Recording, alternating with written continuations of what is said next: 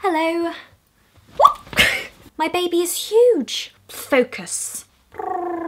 When I was little, I remember having a conversation with my dad and I asked him, what is the point of rereading books because you already know the story? I don't remember my dad's answer at the time, but I do now know and appreciate the answer. You forget. With passing time and enough absence, things can be forgotten. More recently and more often than I'd like, I'm realising that I'm forgetting things from my past. Small things like important dates or teachers' names or feelings and thoughts that I had in regards to certain things in my life. Storylines of films or books that I love. I forget videos I've created or things I've said or places I've been. The fact that I'm forgetting all these things, which at one stage in my life were of the utmost importance, scares me. It's not the end of the world if I can't remember my science teacher's name from year 7, but that's not the point. The point is that I'm forgetting these things. The art of forgetting. Forgetfulness. Forgettingness. I need a remember-all. Sometimes I do feel like I'd benefit from having a remember-all, but I wouldn't remember what I'd forgotten, I'd just have the confirmation that I've forgotten something. There are some things that right now I can't remember, but if you were to give me a stimulus like a photo or video or fragrance, then yeah, those memories come straight back.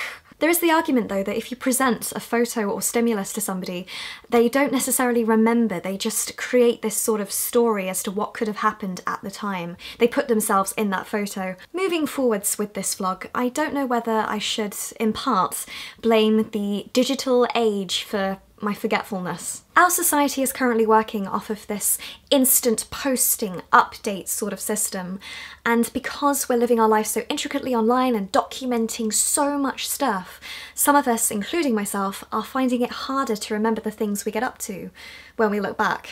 I don't want to document my life to the point where I'm not living it, or I'm just posting things to please others or entertain others. I want to continue documenting some of my life so that in the future I have a point of reference. I have something to look back on.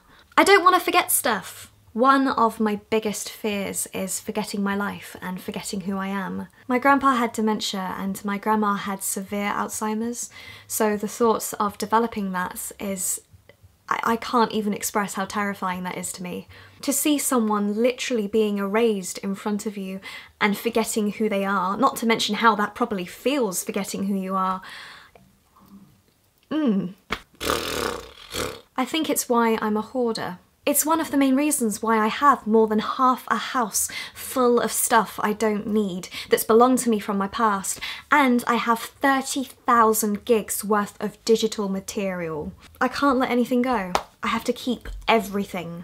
If anything does happen to me in my life, I'd like to think that my videos and works and my stuff will on some level help remind me who I am, even if it's just part of who I am.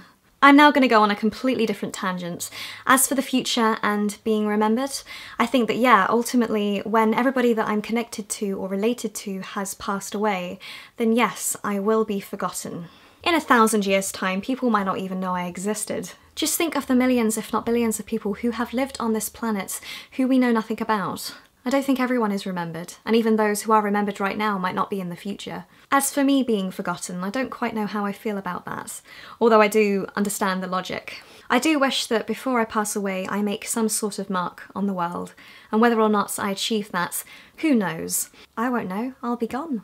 We can only do the best that we can with what we have and the time that we have. So work hard, love and have fun where you can, and document if that's something that matters to you. But overall, don't forget to live. I'm not just saying that to you guys, I'm also saying that to myself. This vlog's kind of gone in a very weird direction that I didn't quite expect. I hope I've made sense because it's all making sense to me. I'm a bit nervous to edit this back to see whether or not I have gone on a big tangent and also whether or not I have been hypocritical. And if I have been hypocritical, that just proves how lost I am with all this. I haven't got out everything I want to say. It's one of those vlogs where there isn't a clear-cut ending.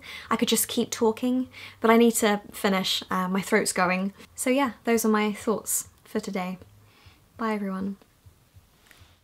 For me, when I'm being intimate, wearing a wig is impossible. It's like wearing a woolly hat in a sauna. It gets in the way, it makes me sweaty, it tickles, and it can get pulled off. However, many churches do have sex whilst they're wearing their wigs. You have to remember that some people are hiding their condition from their family and friends.